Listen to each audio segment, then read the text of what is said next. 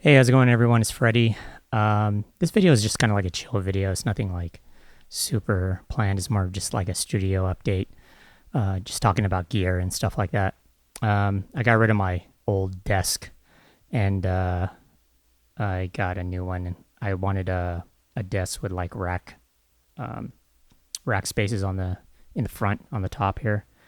And then I got this new Tascam Model 16, which is kind of like a hybrid kind of mixer. It's like I guess an analog mixer at its core, but you can also do it. It's also its own audio interface.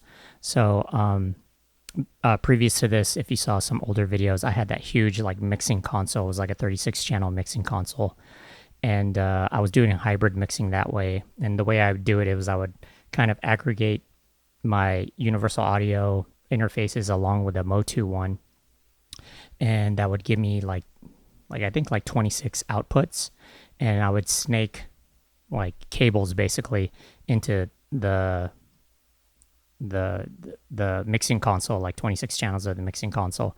And that's kind of how I was doing hybrid mixing before. It was kind of a little bit of a pain in the ass. So I kind of downsized that and got the Model 16. And what's great about this is you can kind of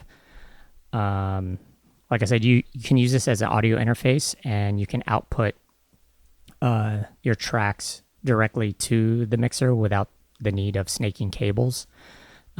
So that's kind of what I'm doing now, and I just kind of have like inserts on channels 1 and 2 just for a bus compressor that I have here. And that's how I kind of print my final mixes. And I still have the Nucleus, the SSL Nucleus 1, and it still kind of works with newer versions of Mac. I'm using an M3 MacBook Pro Max, I think. I don't know which one it is, honestly. And then but it's kind of like showing its age. But basically I use this as a control surface for Ableton as well as Pro Tools. And what's cool about it is it has different layers on it. I've had this thing for years. But what is cool is it has different layers on it. And I use layer 1 for controlling Ableton, and I use layer 2 for controlling a universal audio console. So I have pretty much all like my MPCs and drum machines and keyboards and synthesizers directly hooked up to like a patch bay, and then the patch bay going into the ends of my audio interfaces, my UA stuff. And then I can control the volume and all the pans and the inserts with this thing here, with the Nucleus, along with like a third-party program. So that's kind of cool. And then layer 3 is just for Pro Tools, which I use sparingly. I don't really use Pro Tools too often. Mainly just Ableton and the UA stuff. And then, I got this Ableton Move. If you don't know what it is, it's basically like a standalone sampler, groove box, whatever, that you can use in conjunction with Ableton Live software. But it works as a standalone kind of like sampler and kind of beat machine in a way. And I've just been playing around with it. I just got it like the other day, so I just been kind of making like simple stuff. I think a lot of Ableton Move users, what they do is they sketch out ideas on this thing first, and then they bring it into Ableton to finish it. And that's kind of what I've been doing as well. I was thinking about upgrading my Push 2 to the Push 3, just the controller, not the standalone. But, like, I figured I never really use the Push 2 outside of the studio. Like, I don't bring it into, like, the living room or the kitchen or anything like that, or even gig with it. So I wanted kind of, like, something small, and that pretty much works for me using the Move. The limited time that I had with the Push 3, there were kind of like a few nitpicky things that I didn't really like about it. So that kind of prevented me from upgrading. But this works great for me personally because, like I watch my son the majority of the day and I cannot leave him alone because he will get into something that he shouldn't be getting into. So I have to physically be in the same room with him. Just to keep an eye on them. And this works for me because I don't need a computer or anything like that. I can just pretty much do, just kind of play around with it in the living room or whatever. And then, once I'm done, I can bring it into the studio and then kind of finish what I've started. I can also do that with like, the SP 404 and stuff like that. Just kind of, I've never really been a hardcore SP user, even though I know it's more powerful than ever now, especially with the Mark II. And I use it kind of somewhat to sketch ideas, but not really. But I like how the update for the new SP404 you can use along with like Sorado Studio, which I use a lot now, especially like separating stems. I think the Sorado Studio stem separator is probably the best in the game. I've tried other ones. I've tried the MPC stems. I've tried the Isotope RX9, I believe, the plugin or the program, and those take forever. And what I like about the Sorado Studio is it's instant almost to separating stems. So what I'll do is I'll separate what I need to separate, specifically just take out drums out of samples, drums and bass, and then I'll do my chopping in Sorado Studio. And then export that out and then bring it into Ableton, and then I'll just kind of manipulate it in Ableton. But yeah, just making simple stuff on this. Like I said, I haven't had it for too long, the Move.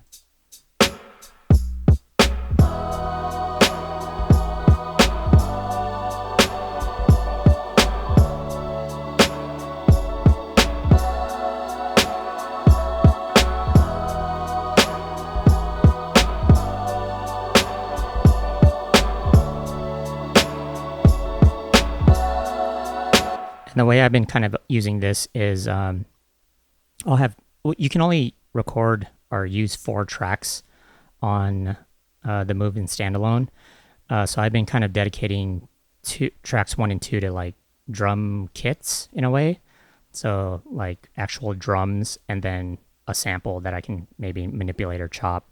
And then the last 2 tracks as maybe a bass and then maybe like a lead synth or like, piano or whatever it is. But yeah, that's pretty much it. And then I got rid of my modular synth. I spent like a few years building it up and everything like that, and then I wasn't touching it at all. Like I haven't touched my modular setup in like maybe a year and a half. And then so I was just kind of collecting dust, so I decided to trade it in, and then I ended up getting the Crewmar 7, which is a digital electric piano, but it's modeled after certain keyboards and stuff, so it's kind of modeled after our Fender Rhodes, and they have some like a clavichord and some piano sounds on there as well, and it's like hammer weighted keys, and like it has like, it's pretty much like a suitcase and whatever. You saw it in the previous video of me playing it. But yeah, I decided to get that. I looked at a few other keyboards as well. I looked at the Korg SV1, which is like an 88 key big keyboard, and I had a few sounds that I really liked off of it. And there was another one that was kind of like a Fender Rhodes kind of suitcase. I think it was like called the Electro 70 or something. I forgot what the model was. But I was looking at that, and then I decided to get the Crewmar because the music store near me had it in stock, and decided to kind of trade in my modular stuff for the Crewmar 7. But yeah, that's pretty much it. Other than the desk and say this and the Crewmar, that's pretty much all the updates onto the studio. I think as far as gear goes, I think I am here. I'll just kind of play this while I'm talking. As far as gear goes, I think I am. I have my eyes on the Novation Launchpad XL, Novation Launch Control XL Mark III, and that's supposed to be coming out, I believe, sometime in July. And I think I can really use that to control some analog synths or just external synths, as well as I want to use it for controlling like plugins and certain parameters within like DAWs and like Ableton and Pro Tools and stuff like that.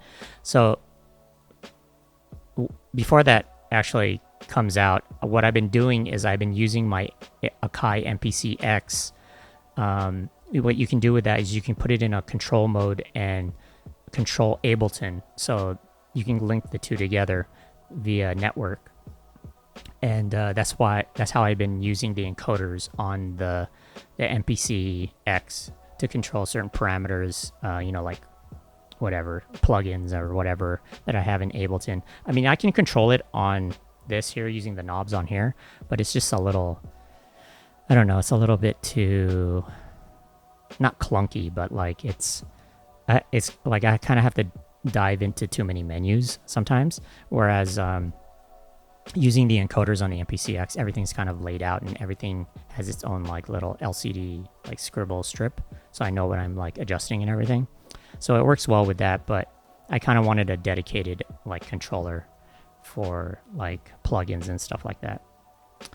And yeah, that's about it. I mean, I'm not really looking at too much gear upcoming. I do want to get the machine MK3, the standalone machine. I do have the machine controller down here, just the controller, but I have so many like expansion packs for native instruments and machine and everything that it'd be cool to have just like a standalone kind of like beat machine or sampler that I can just load all of those expansion packs into, and then be able to just kind of play along without the need of a computer.